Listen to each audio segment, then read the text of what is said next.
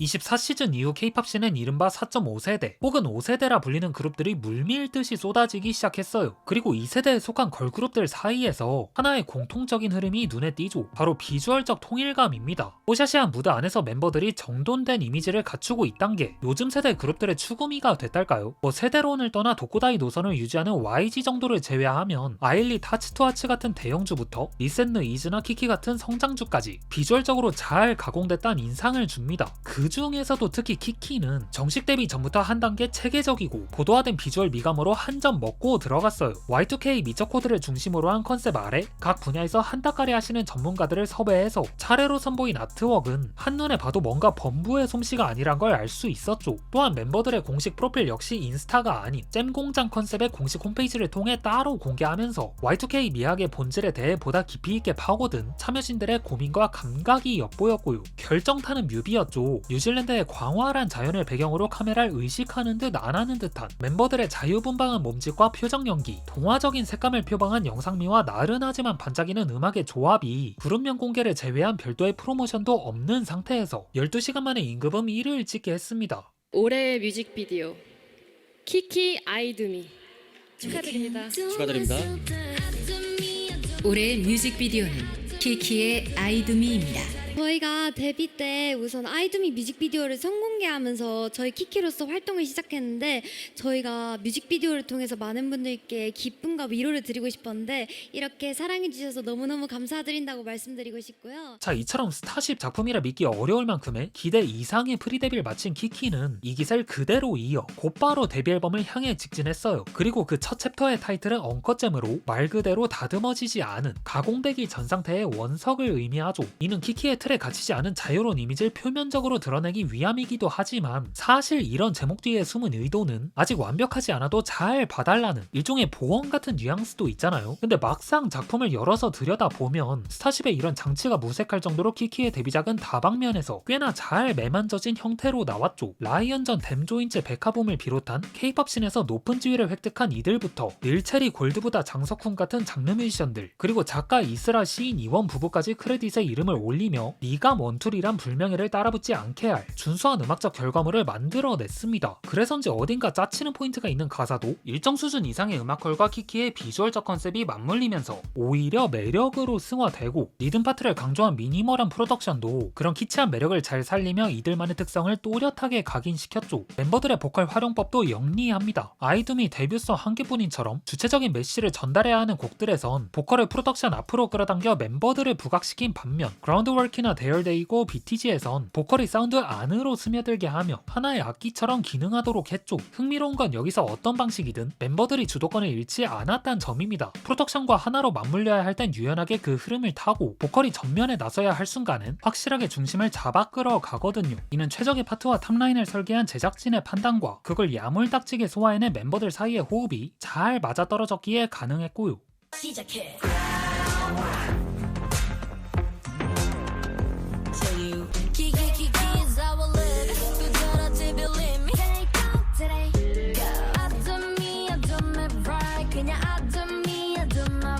사랑하는 우리 키키 데뷔 축하합니다. 언제는 찬이던 우리가 바로 어제부터. 물론 아쉬운 점이 없던 건 아니에요. 엉컷잼의 수록곡들이 전반적으로 상향 평준화를 이룬 건 맞지만 냉정하게 봤을 때 지금처럼 K-팝 보스급 그룹들이 씬 곳곳을 점령하고 있는 상황에서 그들을 밀어내고 왕자를 차지할 만큼의 날카로운 한 방은 없었죠. 물론 귀에 거슬리는 구석 없이 스무스하게 고막으로 흡수된다는 건 장점이지만 동시에 강하게 꽂히는 결정적인 포인트가 부족했다 볼 수 있으니까요. 그래서 키키의 넥스트 스텝이 오지게 중요했습니다. 신인치고 잘한다가 아니라 그냥 잘하는 팀이란 걸 대중한테 뇌이징 시켜야 했거든요. 하지만 추후에 발매한 더블 싱글 댄싱얼로는 전작의 장단점을 동반하고 있었죠. 크게 모난 구석은 없습니다. 아련한 감성의 신스팝을 무대로 순수함과 사랑스러움으로 가득한 가사가 더해지면서 키키의 아이덴티티를 또 한 번 높은 해상도로 보여줬죠. 하지만 대중을 넓게 끌어안기엔 후킹한 요소가 부족해 그 파괴력이 좀 딸렸어요. 또 다른 곡 딸기 게임은 인터넷 밈을 자연스럽게 녹여내면서도 서정적인 가사로 젠지 리스너들과의 동질감을 형성했습니다. 있었습니다. 그리고 미니멀한 구성을 유지한 채 곡 파트마다 악기 구성을 달리하며 한 곡 안에서도 다채로운 청취를 감상할 수 있게 했죠. 근데 이건 역시 큰 반향을 불러일으키기엔 곡의 펀치력이 약한 감이 있었습니다. 때문에 이 흐름이 앞으로도 지속된다면 어쩌면 인호님들의 음악은 자신들의 비주얼 아트웍을 보조하는 BGM으로 구실할 가능성도 마냥 배제할 순 없었죠. 그래서 이제 이들에게 정말 필요한 건 딱 하나, 판을 뒤집을 킬링 트랙이었습니다. When I'm dancing alone, I'm not dreaming alone, I can feel it. You know me, always craving the sweet things. 지고 나서도 달콤하던 me.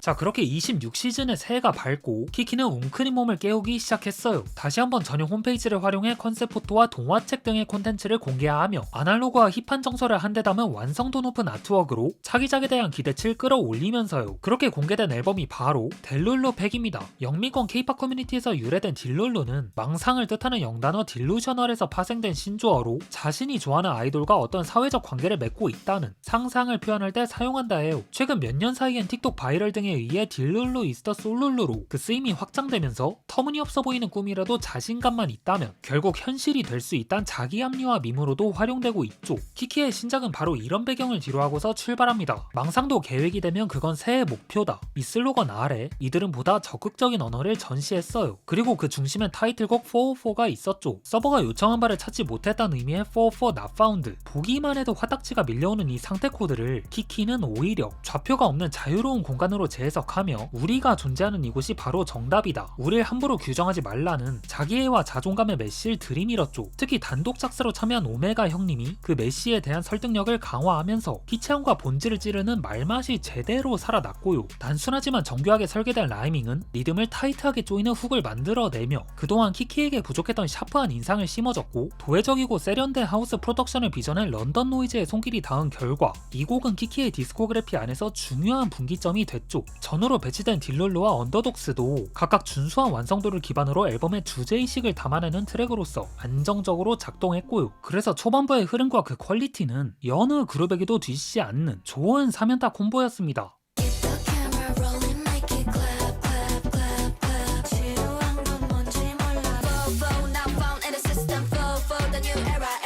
404 좌표 바뀌기 직전. Watch me when I fight, I fight, I fight. You will see my light, the light.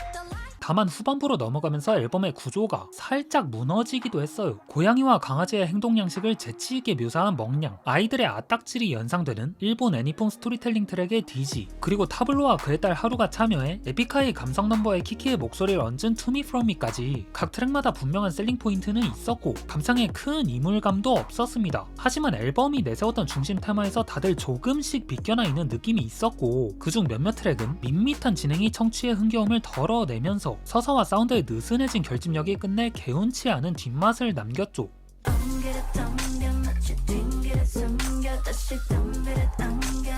어떡하면 될지까지 틈 없잖아. 걱정 따위 let it go.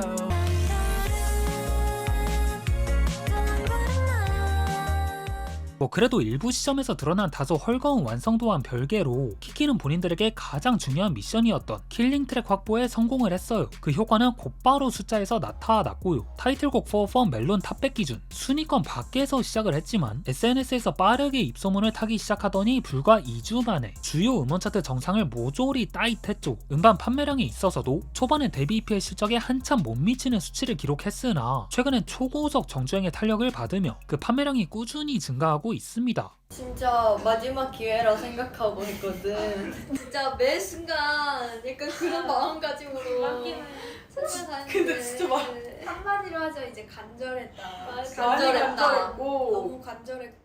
이런 걸 보면은 K-POP 씬이 참 마법의 현장이란 걸 새삼스레 느끼게 되는 것 같아요. 대중에게 꽂히는 포인트를 가진 양질의 음악, 그에 받쳐주는 독창적인 컨셉, 안무와 아트웍까지 하나로 일체되는 순간 불가능해 보이던 것도 가능케 해버리니까요. 키키는 데뷔한 지 채 1년도 안 돼서 그 어려운 걸 해냈고요. 프리데뷔 때부터 남달랐던 미감으로 시선을 끌고 데뷔 EP로 자신들의 방향성을 또렷하게 잡았으며 더블 싱글로는 흔들리지 않고 아이덴티티를 쭉 이어갔죠. 그리고 두 번째 EP에서 마침내 그 모든 빌드업에 대한 결실과도 같은 404랑 궁극기를 손에 넣게 됐고요. 그 과정에 퍼포먼스를 정확히 수행해낸 키키와 야근에 찌든 모습이 눈에 선한 스태프분들의 매 선택과 실행의 순간에 진심을 담았기 때문이라 생각합니다. 전략과 진심이 따로 놀지 않고 같은 방향을 바라볼 때 비로소 신을 흔들 수 있는 힘이 생기기 마련이니까요. 그래서 앞으로 키키가 그 기반 위에 어떤 구조물을 세울지 더 기다려지게 됩니다. 여기서 반짝할 그룹이 아니란 걸 이젠 모두가 알게 됐으니 말이죠. 네, 그럼 이번 영상은 여기서 마치고 전 다음에 올게요.